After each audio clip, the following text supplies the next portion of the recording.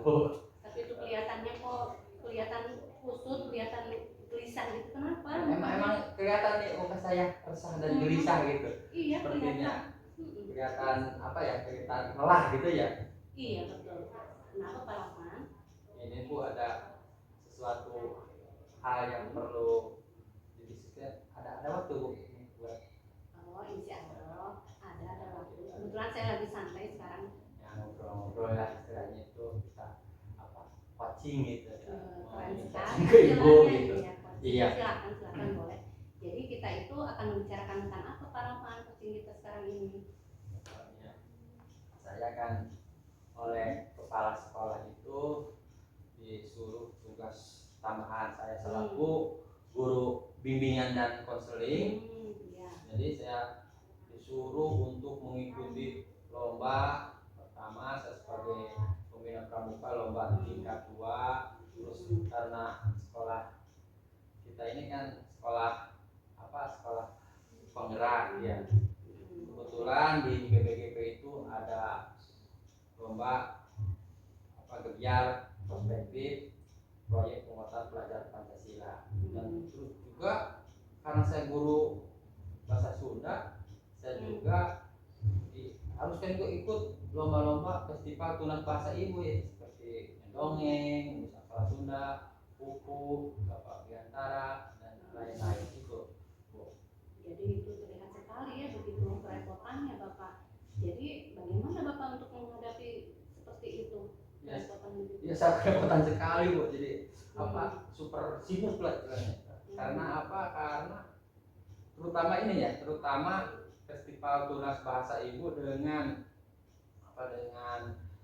kegiatan prospektif proyek pelajar Pancasila yang nanti sama-sama bulan depan. Jadi waktunya itu berdekatan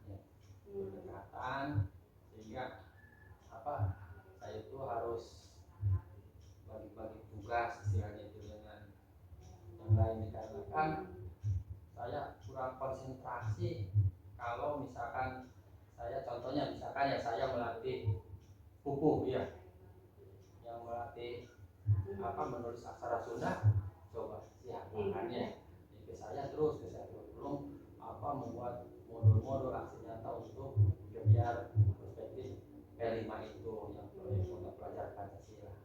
Berarti ya kelihatan sekali begitu kerepotannya Bapak ya, harus melatih ini satu, harus melatih yang satu juga, kegiatannya berbentrokan seperti itu. Jadi kira-kira bagaimana solusi dari Bapak, apa sudah ada? Ya memang sih sebelumnya saya itu belum dikomunikasikan dengan kepala sekolah ya, tapi ya saya akan berkomunikasi dulu dengan atasan saya dan kepala sekolah. Nanti apa yang akan Bapak katakan kepada Bapak kepala sekolah? Ya, nanti saya ke Pak kepala sekolah itu supaya diadakan rapat koordinasi dan terus kita ini harus berkolaborasi dengan rekan-rekan guru yang lain gitu. Jadi intinya akan mengadakan kolaborasi dengan guru-guru yang lain. Kemudian bagaimana cara Bapak untuk mengkomunikasikan ini kepada guru-guru yang lain? Nah, saya itu setelah mengkomunikasikan di dalam rapat, saya akan memotivasi kepada rekan bahwa kegiatan-kegiatan ini tidak saya juga berpikir ini kegiatan sekolah padahal ya, tapi saya rasa ke saya lagi itu ya. Terus saya juga ingin menggali potensi rekan-rekan guru yang lain, jadi biar saya tidak kewalahan, sehingga yang lain juga kemudian dapat diperdayakan, sehingga acara-acara kegiatan lomba-lomba itu dapat berjalan dengan jalan gitu. Ya, jadi dengan kata lain, dengan adanya konsolidasi antara guru, maka semua kegiatan itu pasti akan terlaksana dengan baik. Harus ada kolaborasi antara semuanya, kerjasama antara semuanya. Ya bagus sekali rencana itu Pak. Kira-kira kapan itu akan dilaksanakan? Ya akan secepatnya lah, biar cepat beres jadi permasalahannya itu. Biar cepat saya langsung bekerja dengan teman-teman, dengan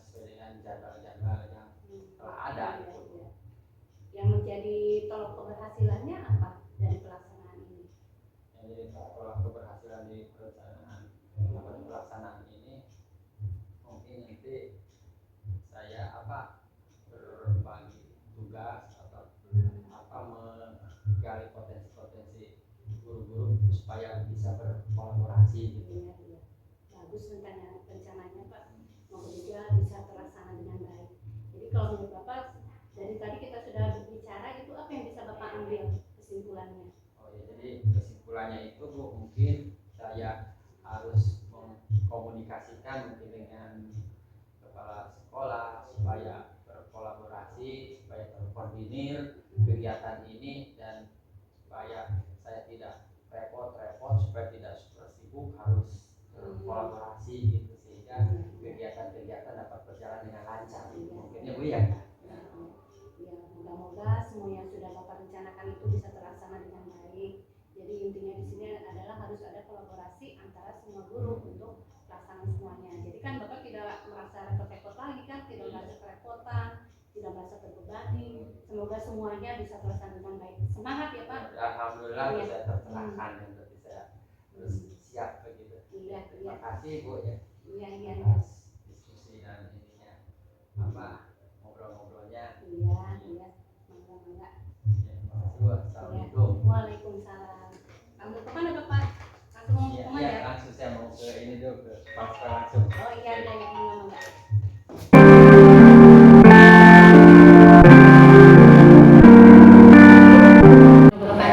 Kami dari kelompok 4 akan melakukan praktek dari tindakan coaching yang akan dilakukan kelompok 4.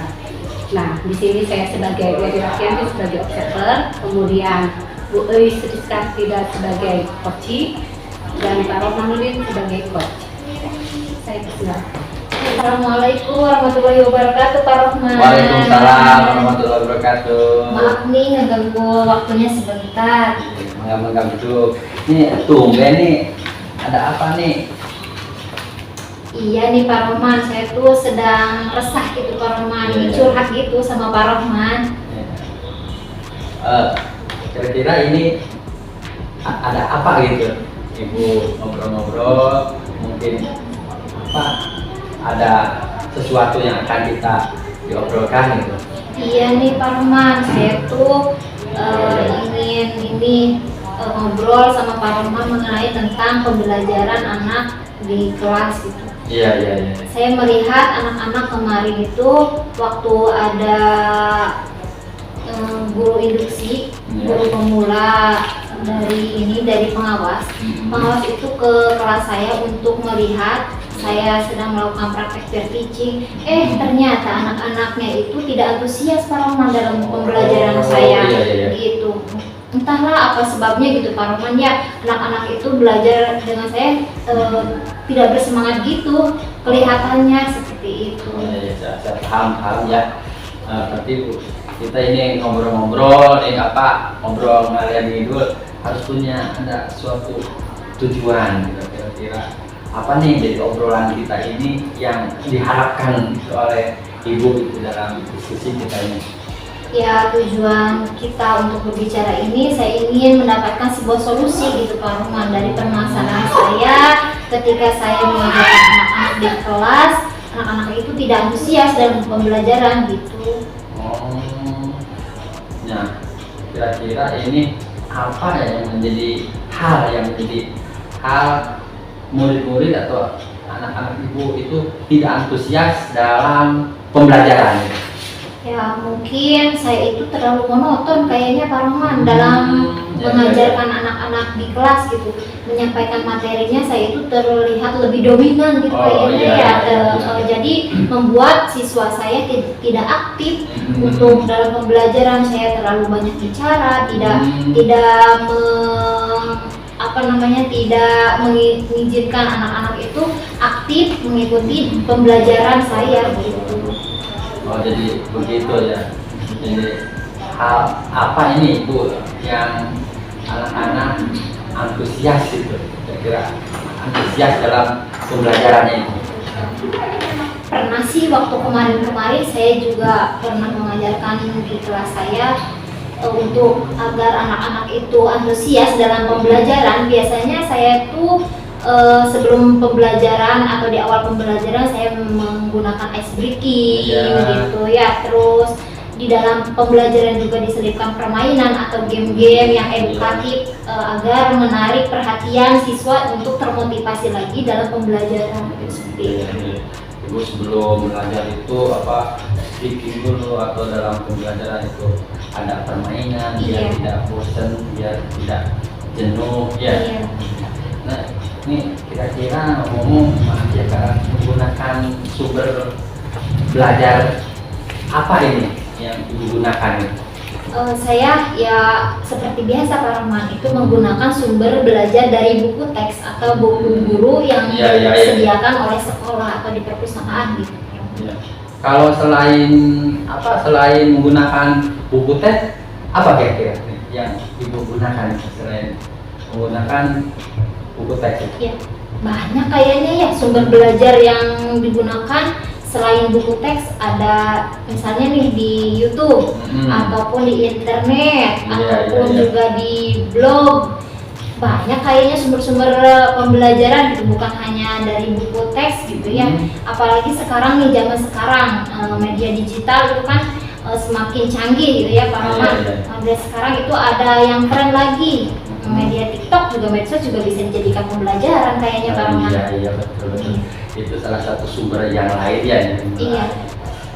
Mulai YouTube atau yang lagi sekarang lagi enak, lagi keren itu TikTok ya. Jadi itu dengan berbagai sumber belajar yang lain, jadi anak-anak itu tidak antusias, jadi tidak bosan, mengasihkan lah. Iya. Terus selanjutnya nih kira-kira apa nih rencana gitu ya, rencana Ibu dalam mengatasi masalah seperti ini? Rencana saya ingin membuat pembelajaran lebih mengasihkan gitu. Membuat rancangan pembelajaran yang sangat mengasihkan. Saya ingin searching dulu di YouTube ataupun di media sosial lainnya agar di dalam pembelajaran saya itu lebih menarik perhatian siswa gitu. Dan saya juga ingin menerapkan pembelajaran diferensiasi istilahnya ya Pak ya. Ingin menyiapkan pembelajaran sesuai dengan kebutuhan siswa, sesuai dengan bakat dan minat siswa gitu. Ya, untuk rencana-rencana aksinya. Kira-kira ini ada rencana-rencana yang lain dan kapan gitu rencana-rencana tersebut dilakukan oleh Ibu? Ya inginnya secepatnya Pak. Setelah obrolan ini saya ingin lakukan gitu ya. Saya ingin kemudian rencana selanjutnya saya ingin berkolaborasi dengan guru-guru yang lainnya. Terus misalnya saya menunjuk Asep gitu Pak, untuk untuk melihat saya, untuk mengamati gitu. Iya, mengamati saya dalam pembelajaran di kelas gitu, agar ini menjadi acuan atau evaluasi bagi diri saya untuk memperbaiki pembelajaran selanjutnya. Iya, rencana-rencana itu. Jadi dari rencana tersebut nih Bu, kira-kira apa sih komitmen gitu ya, komitmen dari rencana itu? Ya, komitmen saya dari rencana ini ingin terus belajar memperbaiki pembelajaran saya di kelas gitu Pak. Ingin memperbaiki supaya anak itu lebih semangat lagi, lebih antusias lagi dalam pembelajaran saya gitu. Iya, itu ya dari rencana terus komitmen. Berarti ada suatu bisa dirangkum atau bisa disimpulkan, kira-kira apa dari kesimpulan obrolan kita ini gitu. Iya benar. Ya, kesimpulannya dari obrolan kita ini, dari permasalahan saya tadi yang dikemukakan ya Pak, dari permasalahan saya tentang pembelajaran di kelas yang kemudian siswa tidak antusias. Alhamdulillah sekarang saya menemukan solusi gitu Pak.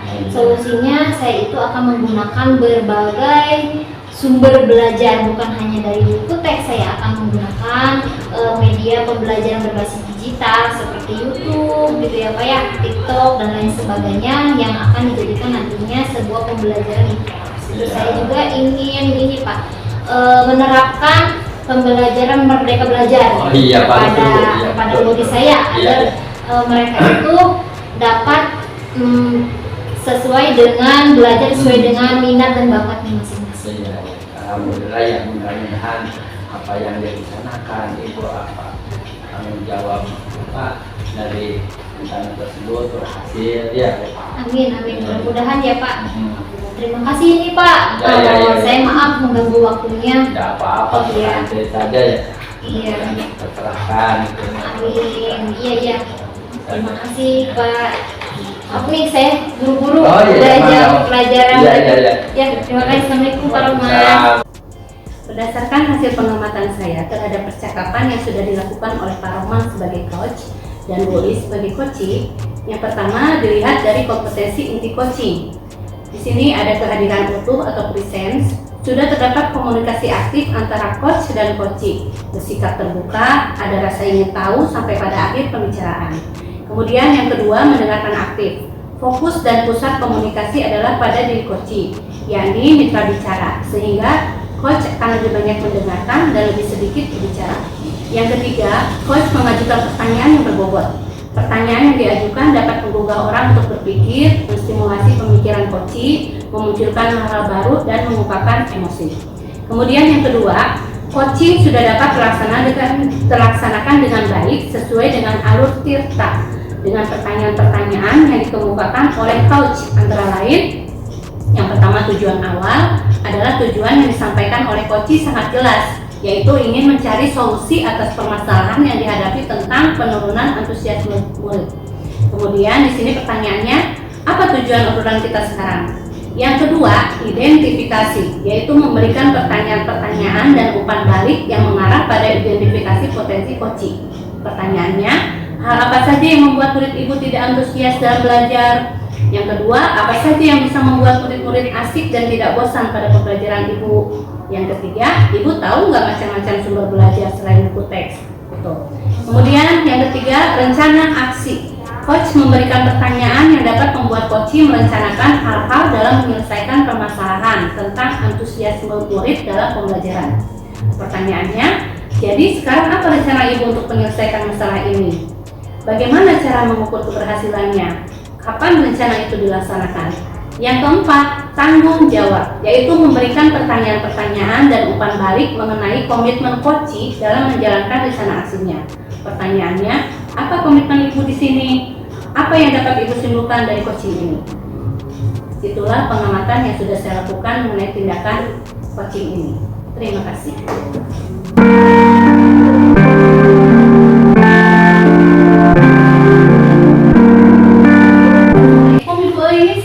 Waalaikumsalam Bu Mary. Silakan duduk. Ada apa ini tumben-tumbenan ke sini? Aduh, begini Bu. Saya minta waktunya ya Bu, ya sekitar 20 menitan lah. Boleh lagi istirahat, sekitar 20 menitan. Iya, Ini Bu, saya itu ingin membicarakan tentang masalah lingkungan sekolah kita. Oh, membicarakan tentang lingkungan sekolah kita. Emang kenapa dengan lingkungan sekolah kita ini? Ini Bu, kalau Ibu ngeliat nih ya, kalau selesai jam istirahat berakhir, kalau kita lihat itu sampah-sampah begitu menggunung di mana-mana. Di tong sampah itu juga udah menumpuk sampah-sampah plastik. Itu di situ. Ditambah lagi anak-anak itu ternyata walaupun sudah ada kesepakatan di kelas, sudah ada keyakinan, tapi tetap mereka membuang sampah di mana aja. Nah, mungkin itu yang menjadi masalah lingkungan. Oh gitu ya Bu, jadi masalah lingkungan karena banyaknya sampah di sekolah kita gitu ya. Betul. Nah kemudian dengan melihat situasi seperti ini nih Bu ya, bagaimana cara mengatasinya atau solusinya ini bagaimana Bu? Nah kan kita itu kan sekolah penggerak ya Bu. Nah jadi saya itu punya rencana begini. Saya itu ingin membuat sebuah model pembelajaran, proyek pembelajaran yang bergaya hidup berkelanjutan. Temanya kan gaya hidup berkelanjutan. Nah ini diisi dengan kegiatan program daur ulang sampah. Nah saya udah berpikir seperti itu, ada program daur ulang sampah gitu. Oh iya ya Bu. Nah terus dari tadi ya Bu ya, program ada daur ulang sampah. Nah kegiatannya itu apa saja gitu Bu? Nah dari kegiatan daur ulang sampah itu diharapkan nanti anak-anak itu kan memilih sampah-sampah yang ada untuk didaur ulangkan.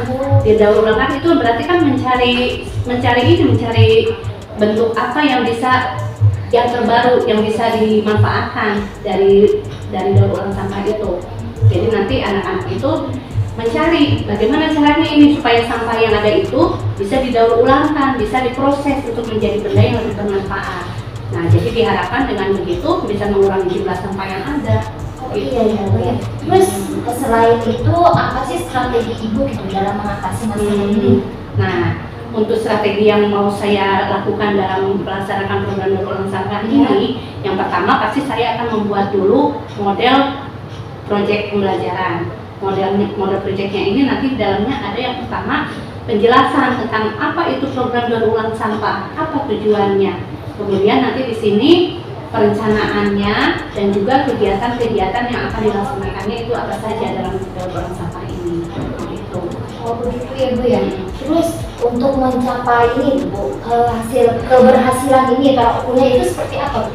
Nah, kalau misalkan program ini sudah terlaksana, maka kan akan terlihat tolak ukur keberhasilan itu dari mana. Kalau misalkan setelah kita melaksanakan program ini ternyata lingkungan sekolah kita bisa menjadi bersih gitu. Kemudian dengan adanya program ini kreativitas siswa itu semakin meningkat karena mereka kan akhirnya berpikir kira-kira produk apa ini yang bisa digunakan untuk mendaur ulang sampah ini, produk apa yang bisa dihasilkan. Nah itu maksudnya begitu. Kemudian akhirnya timbul kesadaran mereka untuk membuang sampah pada tempatnya gitu. Bagus sekali ya Bu ya rencananya.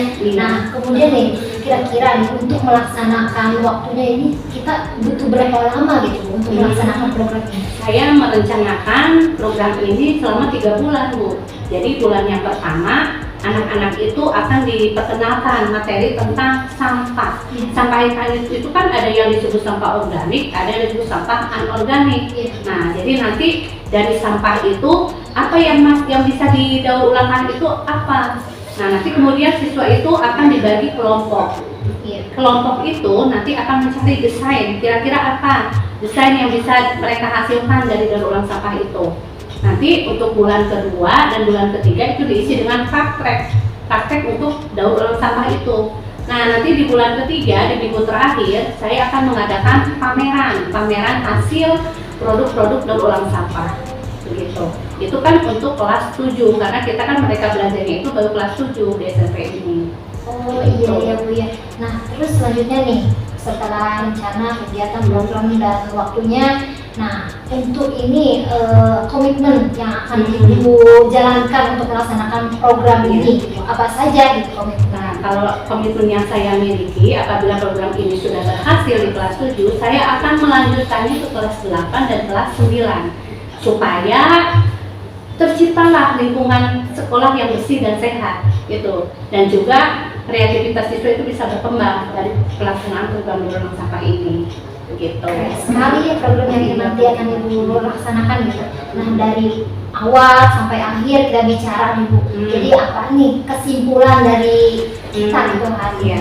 Jadi yang bisa saya simpulkan tadi kan permasalahan saya itu merasa gergetan melihat sampah-sampah yang begitu berserakan di sekolah kita, sehingga lingkungan sekolah kita itu kan menjadi tidak sehat, tidak mengenakan, tidak terlihat indah dipandangnya, juga menjadi sumber penyakit. Nah itu akhirnya saya berpikiran bagaimana kalau saya melaksanakan program daur ulang sampah ini untuk mengatasinya. Di sini kan bisa mengembangkan kreativitas siswa gitu. Nah mungkin begitulah gitu. Ya, bagus sekali program yang akan Ibu laksanakan. Semoga apa yang Ibu harapkan itu dapat segera terwujud dan tercapai ya. Iya. Ngomong-ngomong ini udah jam yang masuk nih Bu. Iya ini sudah 20 menit ya. Makasih banget Ibu atas coaching yang sudah Ibu berikan. Saya semakin semangat untuk melaksanakan rencana saya ini. Tetap semangat ya Bu. Terima kasih Bu. Ya, Assalamualaikum. Waalaikumsalam. Baiklah, saya selaku observer atau pengamat akan memaparkan hasil pengamatan saya tadi. Berdasarkan hasil pengamatan saya terhadap percakapan yang sudah dilakukan oleh Ibu Uis sebagai coach dan Ibu Mary sebagai coaching. 1. Dilihat dari kompetensi inti coaching. A. Kehadiran utuh. Sudah terdapat komunikasi yang terbuka sehingga coach membantu munculnya mindset coaching tentang kompetensi yang akan dikembangkan. B. Mendengar aktif. Fokus pada apa yang dikatakan oleh lawan bicara dan memahami keseluruhan makna yang tidak terucapkan. C. Coach mengajukan pertanyaan yang berbobot dengan rasa sehingga menstimulus potensi yang dimiliki coach untuk melaksanakan rencana aksinya. Yang kedua, coaching sudah dapat terlaksana dengan baik ya, sesuai dengan alur percakapan kita dengan pertanyaan-pertanyaan yang dikemukakan oleh coach. Antara lain tujuan awalnya yang percakapannya yaitu saya minta waktunya kurang lebih 30 menit, bisa ya Bu? Apa tujuan dari percakapan kita kali ini? Nah, itu tujuannya. Selanjutnya identifikasi apa yang menjadi masalah dengan lingkungan sekolah kita. Jadi kemungkinan apa yang bisa Ibu lakukan untuk mengatasi masalahnya? Bagaimana dengan kegiatan yang bisa menyelesaikan masalahnya? Nah, selanjutnya rencana aksi, contoh percakapannya sini. Bagaimana strategi yang akan dilakukan untuk menjalankan program ini? Bagaimana cara mengukur keberhasilannya? Berapa lama jangka waktu yang dibutuhkan untuk pelaksanaan program? Nah, terakhir tanggung jawab. Percakapannya sini. Apa komitmen Ibu di sini? Siapa dan apa yang dapat membantu Ibu dalam menjaga komitmen? Jadi, apa yang bisa Ibu simpulkan dari percakapan kita ini? Nah, demikianlah percakapan alur kita. Terima kasih. Assalamualaikum warahmatullahi wabarakatuh.